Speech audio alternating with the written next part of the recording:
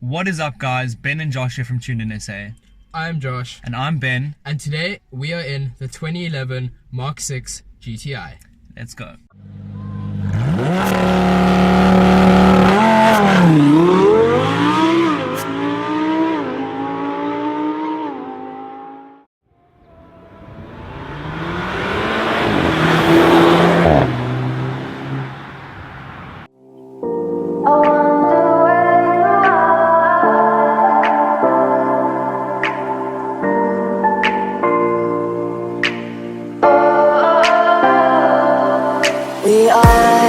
We are dreaming in the dark. We are nothing more than dust. Search but you stay lost. We are reaching for the stars, but we're making this too hard. And I wonder where you are. Just to mention a few extras. This specific car comes with the xenon headlights with the LED strip underneath, and not to mention the red stripped honeycomb grille, which is iconic to the GTI. Another thing to mention is that Volkswagen have added the front splits to the bumper, which has carried on to the Mk7 and the Mk 7.5, which has really just given it that extra sporty look and that sort of aggression that you're looking for in a car like this. What I absolutely love about this car is that it comes equipped with the 18-inch wheels and the most iconic GTI rims, also apparent on the Mk5. And the red brake calipers, which obviously just again give it that sporty look. Once you step inside the Mk6, you notice an upgraded version of the standard Golf. The flat bottom steering wheel, the paddles, the red dials, all just give it that extra sporty feel over and above the standard Golf. GTI comes with more than sufficient storage space. You get in the center console a decent amount of space to place your phone, keys, whatever.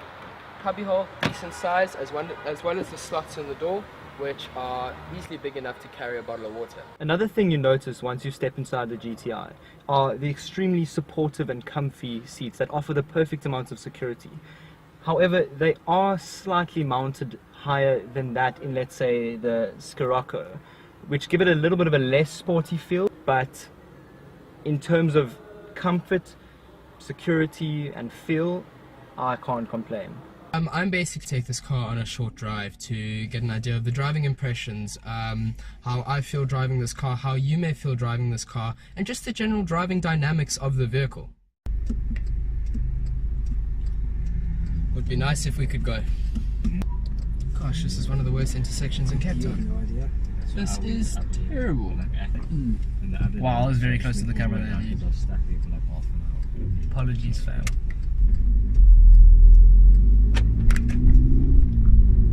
First thing you notice is quite a small steering wheel, which I kind of like. Gives it an agile, nimble feeling. I really enjoy this.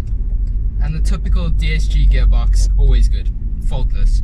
The only time you may see a bit of struggles with the DSG is potentially on longer drives. The gearbox heats up pretty quickly and it doesn't flow as nicely, it's not as snappy. You may find that it's a lot slower, which is a bit of an issue. But in terms of driving in traffic, normal city driving, there's not much better than the DSG. Steering's light, typical Volkswagen though, not everyone's favorite. We recently drove the 125i BMW, which is in a similar range to this, had a lot heavier steering, which is what a lot of people prefer. I personally enjoyed that a little bit more. You know? Yeah. It actually feels like you are driving the car, if that makes sense. Turn the aircon on.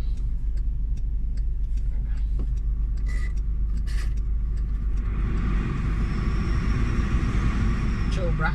I mean, you do own the 2-litre turbo A3, so I mean, it'll be interesting to see how different this drive is. I mean, same group. Yeah. So I have a 2-litre turbo A3, also DSG. So I'm very used to the DSG gearbox. One problem with this DSG is small paddles. Very small I was gonna paddles. say, the one thing I hate about Audis and Volkswagens are the paddles. They're tiny. Ooh, GTR. Oh, GTR. Nice. Yeah. Nice. How about we stick it into manual?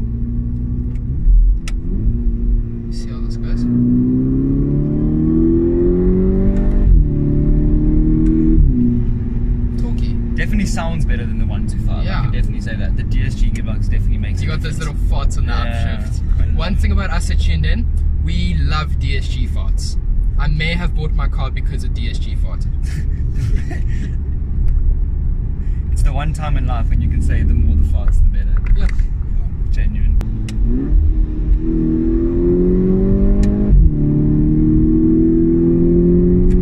It's an exciting car to drive. Yeah.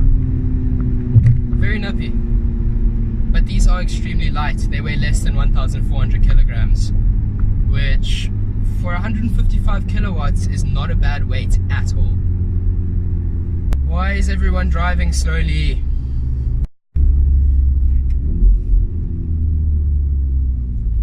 Can have a bit of a more spirited drive now. Let's kick it down, see how this thing goes.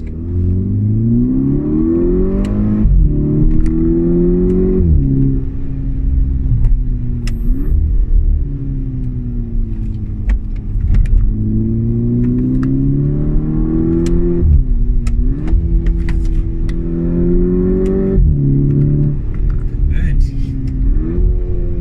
This is great. Not as much understeer as you'd expect. Nice and quick, agile between the bends. The exhausts aren't soft, No, let's put it that way. no, this sounds good as well. Brakes are good. We'll get you guys a revving clip after this. We'll put it up for you guys and you guys can hear what it sounds like from the outside. From the inside, it sounds incredible.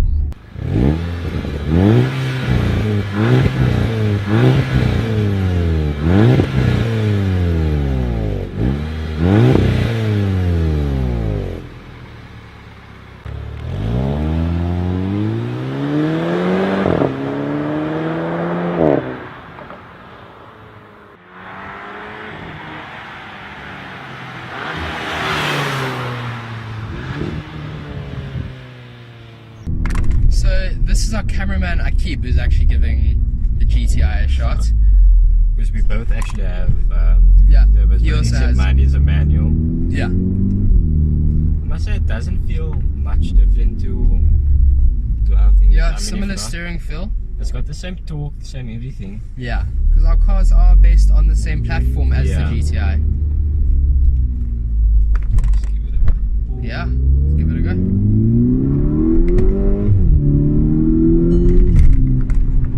Yeah, that's the picture that came on. Standard. But I mean, even for the stock exhaust that's on here, as you guys heard the clips, it does sound quite good. Yeah. No, this is. I really enjoy this car, if I'm honest. It sounds better from the outside, to be honest. I feel like if you do compare this to our cars, you could say that our car is maybe the old man's GTI. Yeah. This is a bit more of a sportier. Even the suspension Yeah, is a bit harder. Exactly. I mean, you've got Yeah. the sportier seats, you got You can the feel flat this. bottom steering wheel. Our cars are more. The Audis are a little bit more refined than the GTIs. Yeah. But you will see a video soon enough where we compare manual to DSG. We will Yeah. both use our cars as a comparison. Because lots of people buy GTIs and they consider, do I go manual, do I go DSG? And I feel like the DSGs are a bit more popular, obviously because of the sound. but Yeah, those I mean, DSG it farts. is a very good box. It can take a lot of power. Yeah, If you do get a GTI, it is. Yeah. You have to tune it basically. yeah. No, you can't leave these stock. I mean, it doesn't feel as torquey. I was expecting a bit more torque low Me down, too. but the steering feel and everything is nice. I mean, it's quite a nice chunky steering Yeah. wheel in your hand. Yeah. It's- Can't even give much space here. When I had this thing in third, there was no power. Yeah, quite a bit of turbo lag. There is a lot of turbo lag. A lot of turbo lag. Power peak Look, I think- torque yeah. comes in at around 1,900 RPM, 1,800 RPM in this car, with peak power coming in at 5,100 RPM. So you find you have a little bit Yeah. of peak power, and as you go even higher in the rev range, it just dies out. These 2-litre turbo Yeah. motors, once they reach about Yeah. 6,000 Does RPM, die down quite there's a bit. nothing there. Yeah. But still, I think I am a little bit disappointed, I must say. You think so? A little bit. I've driven one before, but of course the car was stage 2. Oh, okay. So you can't But compare still, it to that. the handling of the car is nice. The package that you're getting with the car, Yeah. especially, I mean, if you're gonna buy these cars now, the prices of the cars, it's really not that bad. Yeah, What you're this getting. specific car has how many kilometers? About call it 90,000. So this specific car has 90,000 kilometers on the clock. It's a 2011 model, so not a lot of mileage for that year. Price is sitting at just under 250,000 rand. So if you are in that market, we borrowed this car from Autohaus Angel. They do have a really great selection of cars there. So pop in and take a look. This GTI will be on the floor. Okay, so that sums up my drive. What a short drive, but it's fine. So one thing that I must be honest about is that Josh, Aki and I are probably going to have the same opinion of the car. We do tend to share the same taste in our cars, so I can't guarantee that this drive will be any different than Josh's or Aki's review, but yeah, I just honestly, one thing I can say is that I love DSG. Yeah, driving it- farts. It's the farts. No, it's the farts. And also, That's what it's makes just, it an it's, auto better. it's just such an efficient gearbox. It just going around the circle here. Yeah, you go that way.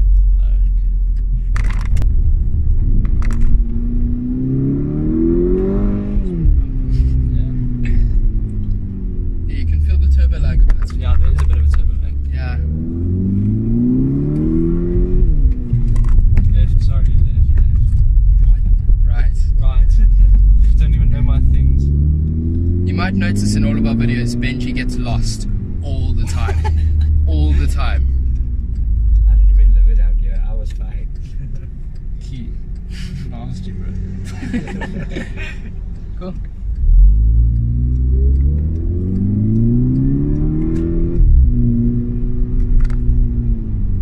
Go faster. Dude, this is the worst. I wish you guys could see what I'm behind right now. A Picanto and a truck. Right lane. Am I turning right? Yeah. You're terrible. Honestly, don't know where I am.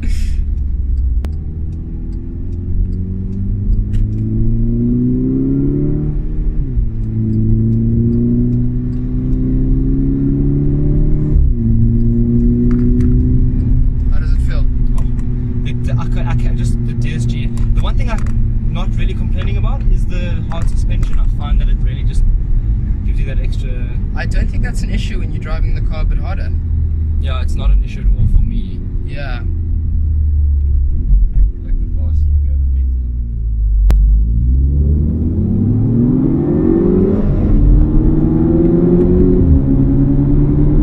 It does have a nice little pull and it is quick.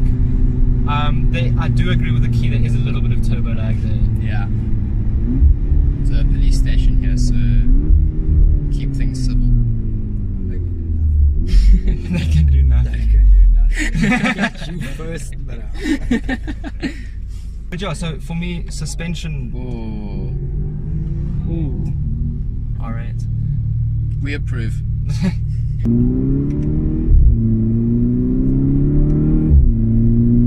Cool. As the exhaust is getting warmer, farts are getting louder. Yeah. Just walk. Don't worry. Here's a green remote. We're just gonna give you our quick thoughts on the car. Just an overall conclusion to the day. So for me, steering feel was a little bit light, but I liked how agile the car was when we were pushing it harder through the bends. Not as much understeer as you'd expect. Punchy, but that turbo lag, I didn't expect it, but maybe because I drive the 2-liter turbo with a tune that I do get that lower down torque, where this doesn't necessarily have nearly as much. But as a daily, it's a good car. You can't fault it as a daily. The gearbox is fantastic. Rides a bit rough, but can't complain too much. Benji? Yeah, so I mean, I'm not gonna mention much more than you have, because in a lot of respects I agree with you. I think I'm just gonna mention two things. One, a big up for this car is the DSG. I really enjoy it. There is a bit of turbo lag, which is a downside, but if you're in manual, then I mean you can play around with it and sort of avoid it at times. Another thing that I don't find much of a problem is the hard suspension. I feel like if I owned this car, I would be driving it hard almost all the time, and so I think it gives that sense of security that you need. Yeah, not much down, but I just do feel like it doesn't have enough power for a GTI or for a sports car of this nature. Okay, what do you say? Okay, let me start with the negatives. Firstly, I think the power, the low down torque was very disappointing. As soon as you start to get it, you know, get it a bit higher up in the rev range, it is a bit nicer. I don't like there is quite a slight delay, about a second delay in the shift with the pedals, and I think that might be a bit of a problem if you're really hammering the car, and you could probably hit the red line. So I think that could be, maybe you could get the box. Yeah, there are DSG something. tunes that you can get, which can make it a bit more snappy. Yeah, a lot of the guys in the Cape actually tune these Mk6s. These things do not stay stock. When yeah, these cars are very very capable. Yeah, and tunable, potential. very tunable cars. Yeah. Yeah. And that is it for our review on the Mk6 GTI. Please guys, drop a like, drop a comment or two. Do not forget to subscribe. I will put a link down below to Aki's photography page on Instagram. He is extremely talented. Please go check him out. And that is it from us for today. Thank you guys so much. Cheers, guys.